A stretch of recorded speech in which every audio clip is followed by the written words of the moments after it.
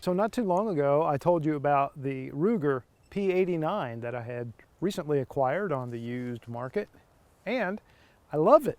Absolutely love it. I had a great time with it. If you haven't had a chance to see that video yet, go check it out. Put a link right up here. So among the conversation that happened in the comments of that video was talk about the P95 and some of the other related guns from Ruger that were in that family. And lo and behold, I have just had an opportunity to acquire the Ruger P95. So I'm real happy about that, and I'm stoked to put my first rounds through it. It's new to me. Don't know really anything about the history of it, although I will say that it is in beautiful condition. Doesn't look like it saw a whole lot of use. Comes with two 15-round magazines. Look like galvanized steel box magazines. Now the one caution, as I loaded these up, this first magazine that I'm going to try, the spring was very, very loose. So, you know, the rounds would rattle around in there, and I had to kind of bang on it to get it tight. So I may have a lot of malfunctions as a result of that. I don't know for sure. We're going to find out here in a moment. It's also steel-cased ammo that I have in there, which has gotten like very, very little natural lubricity. So that could play a part, although that certainly wouldn't be completely to blame. Okay, enough yakking. First rounds. And I'm going to start out double action. This is just like the P89. It's a double single action. Has a decocking safety. Drop the hammer and we'll start out double action.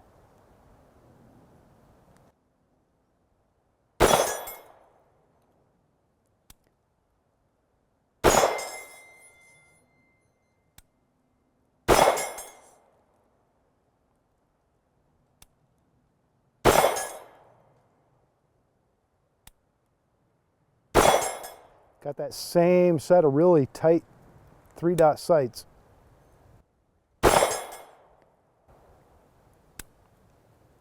You can hear that reset a mile away.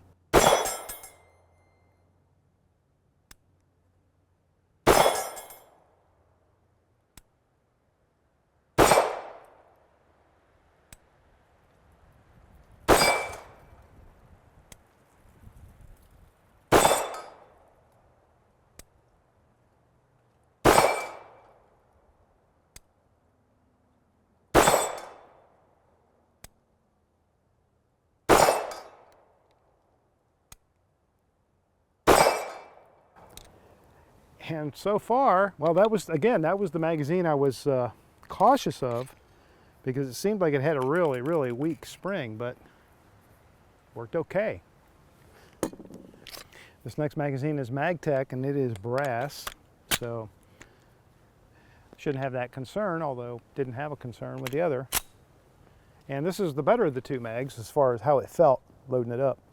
Well, I'll tell you, I like this gun so far just as much as the P89. Whoops. Pay a compliment, have a malfunction. Happens every time, right? All right. Looks like a little feeding hiccup, so I'm going to stuff that round back in there.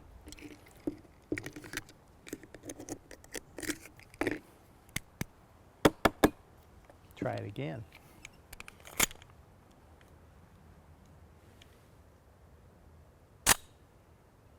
It's a little slow going home. I don't know if you're seeing that on the video, but when you, I'm going to drop the hammer, start out double action. When you either use the slide stop, slide release to let the slide go home, or slingshot it or whatever, it's a little slow feeding. So if that's happening during live fire, which I presume it probably is, that is going to occasionally be a problem. Yeah, I can kind of feel that the action is a little slow with that slide going back to battery. And I did make sure the gun was well oiled, so it is nicely lubed.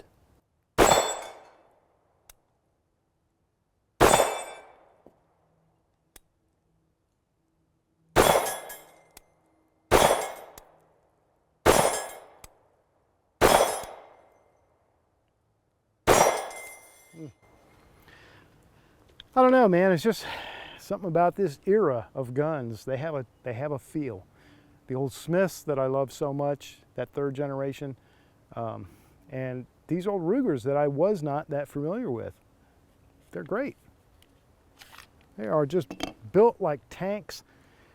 They have a certain feel that just feels, I don't know, maybe retro. Maybe that's what it feels like, but it just feels so different than what we're putting out on the market today. I'm digging it. Wow. So if you've got a fine yellow film over this picture when you're watching this video, it's probably not your monitor or your phone or whatever you're watching this video on. But pollen, man, holy cow. It's like I'll blow the pollen off my cameras and you know, shoot a magazine and come back to the camera and it's covered again with pollen. So it is that time of year, folks. And I'm glad I have a black Camaro to have to clean every 5 minutes. So I'm just going to keep yakking and shooting, not necessarily in that order. And I'm not sure which I'll do more of, but I just want to share this new great find that I picked up at the gun store. And I know there's a lot of you out there that enjoy this kind of stuff too. So I hope you enjoy virtually coming along with me. And again, I'm going to drop the hammer. I like the double action on these guns. These old Rugers have a really smooth double action. Now it is long and heavy like you'd expect,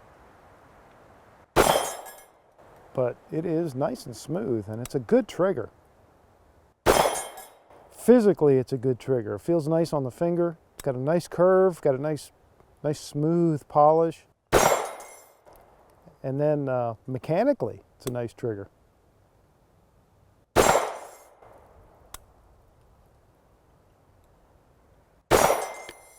The safety decocker is an ambidextrous control.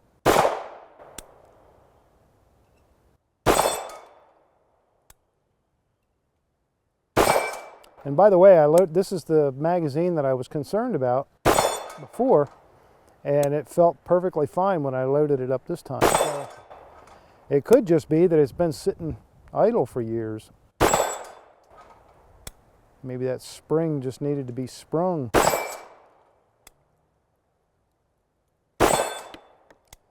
That target I'm shooting at, those paddles are 15 yards away, and they are 6 inches in diameter. For those of you keeping statistics at home. The magazine releases are also ambidextrous. They're weird, just like the P89. You kind of slide it forward more so than pushing it in.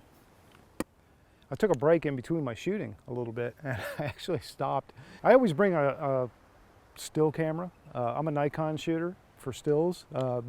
What I'm doing this work with is Sony's mostly, and a GoPro. But when I'm shooting real photography, I'm a Nikon shooter, and so I always bring one with me and maybe a long lens in case I see anything cool, like an eagle or something similar to that. Well, I got fascinated by these big bumblebees that were flying around today.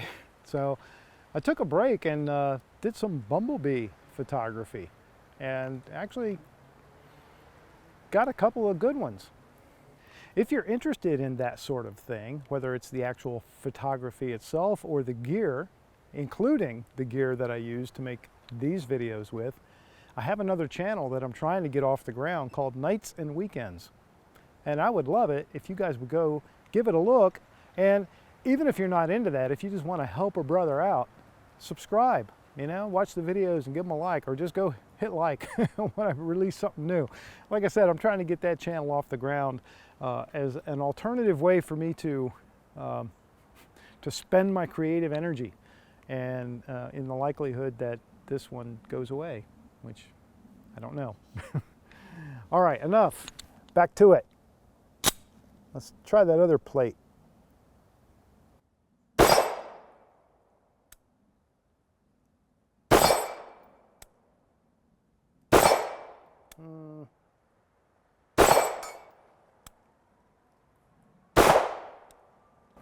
Uh-oh.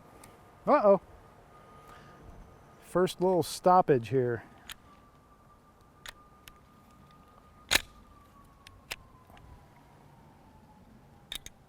And it was a double feed. A little double feed action going there.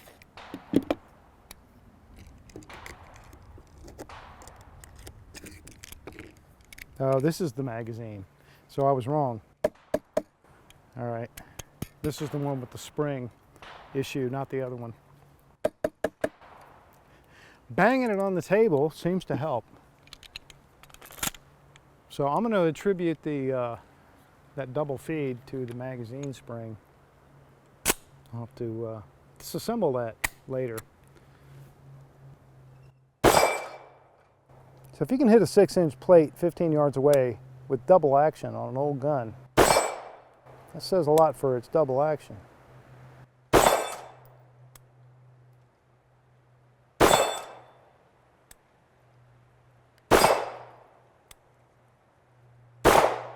Ah. All right, hit something. Let's go to something easy that maybe I can hit. All right. P95, loving it. If you see one of these old guns, one of these old Rugers, P89, P95, there are a few others in that family, and they're priced, I'd say, $300 or below, it's a good deal. And even if it's a little more than $300, if it's in really nice shape, because the gun, I think brand new, they sold for maybe $350. So if you're finding them for, you know, in the $300 range and they're in really good shape, it's a great bargain, in my opinion. And that is the one that counts on this channel.